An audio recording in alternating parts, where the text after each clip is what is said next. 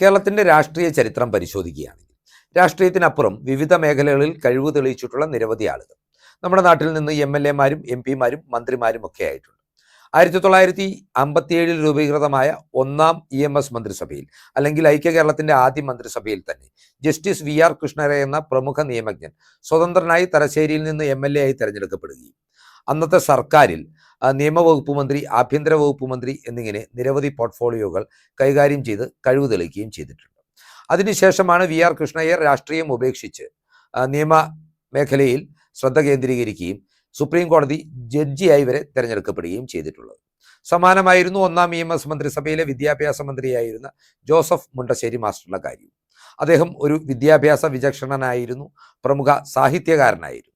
വിദ്യാഭ്യാസ മന്ത്രി പദവി ഉപേക്ഷിച്ചതിന് ശേഷമാണ് അദ്ദേഹം കൊച്ചി ശാസ്ത്ര സാങ്കേതിക സർവകലാശാലയുടെ വൈസ് ചാൻസലറായി നിയമിക്കപ്പെട്ടിട്ടുള്ളത്. സിവിൽ സർവീസ് രംഗത്ത് നിന്ന് കേരള രാഷ്ട്രീയത്തിൽ അധികാരത്തിലേറിയ ആളുകളാണ് KR നാരായണനും KP ഉണ്ണികൃഷ്ണനും S കൃഷ്ണകുമാറും പോലുള്ള മുൻ കേന്ദ്രമന്ത്രിമാർ.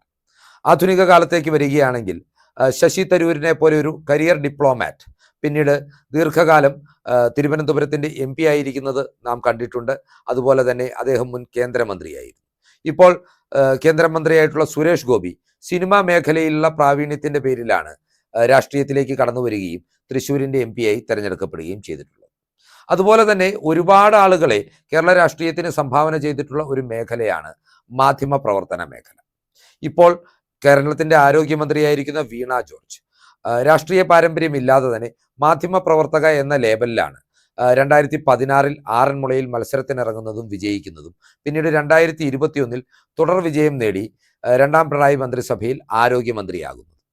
അതുപോലെ തന്നെ കേരളത്തിലെ അറിയപ്പെടുന്ന വാർത്താ മാധ്യമ പ്രവർത്തകനായ MV നികേഷ് കുമാർ, അദ്ദേഹത്തിൻ്റെ പിതാവായിരുന്ന MV രാഘവൻ മുൻ MLAയും മന്ത്രിയുമായിരുന്നു.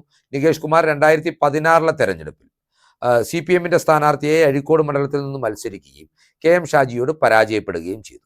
2021 തെരഞ്ഞെടുപ്പിൽ നികേഷ് കുമാർ റിപ്പോർട്ടർ TVയുടെ ഉടമയായിരിക്കെ തെരഞ്ഞെടുപ്പ് രംഗത്തു നിന്നും മാറി നിൽക്കുകയായിരുന്നു.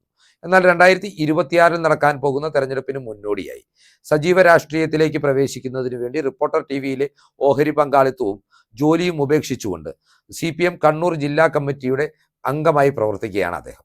അതിനാൽ തന്നെ 2026 നടക്കാൻ പോകുന്ന നിയമസഭാ തെരഞ്ഞെടുപ്പിൽ കണ്ണൂർ ജില്ലയിലെ ഏതെങ്കിലും സീറ്റിൽ നിന്ന് MV നികേഷ് കുമാർ CPMന് വേണ്ടി മത്സരത്തിനിറങ്ങുമെന്നും അഭ്യൂഹങ്ങളുണ്ട്.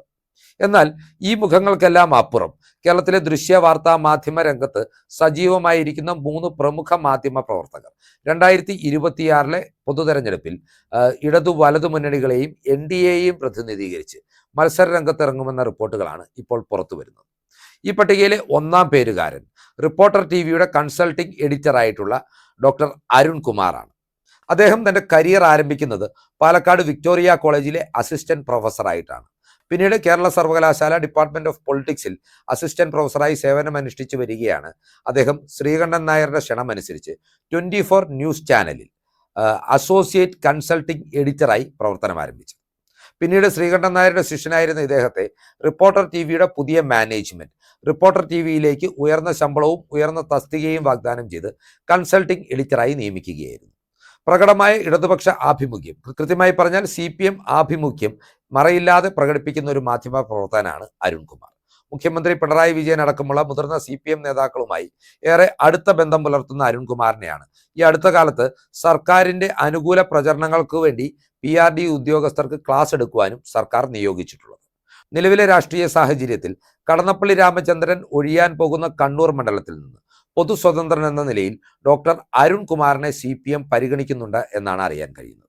വാർത്താ അവതാരകനായും റിപ്പോർട്ടർ TVയുടെ കൺസൾട്ടിംഗ് എഡിറ്ററായും പ്രവർത്തിക്കുന്ന അരുൺകുമാർ താൻ പങ്കെടുക്കുന്ന ചാനൽ ചർച്ചകളിലും താൻ അവതരിപ്പിക്കുന്ന രാഷ്ട്രീയ വാർത്താ പരിപാടികളിലുമെല്ലാം പ്രകടമായ ഇടതുപക്ഷ പക്ഷപാതിത്വം ഒളിയും മറയുമില്ലാതെ പ്രകടിപ്പിക്കുന്ന ആളുകളാണ്.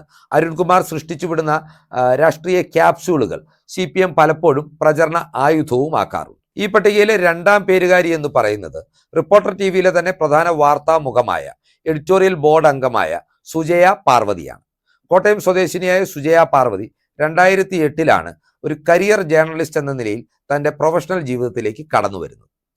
എന്നാൽ അവർ ഒരു സംസ്ഥാനത്തിൻ്റെ ശ്രദ്ധ മുഴുവൻ പിടിച്ചുപറ്റുന്നത് 24 ന്യൂസ് ചാനലിൽ വാർത്താ അവതാരകയായിരിക്കെ BMS വേദിയിൽ പരസ്യമായി പ്രത്യക്ഷപ്പെട്ടുകൊണ്ട് തൻ്റെ സ്ഥാപനത്തെ വിമർശിക്കുന്ന നിലപാടുകൾ സ്വീകരിച്ചിട്ടാണ്.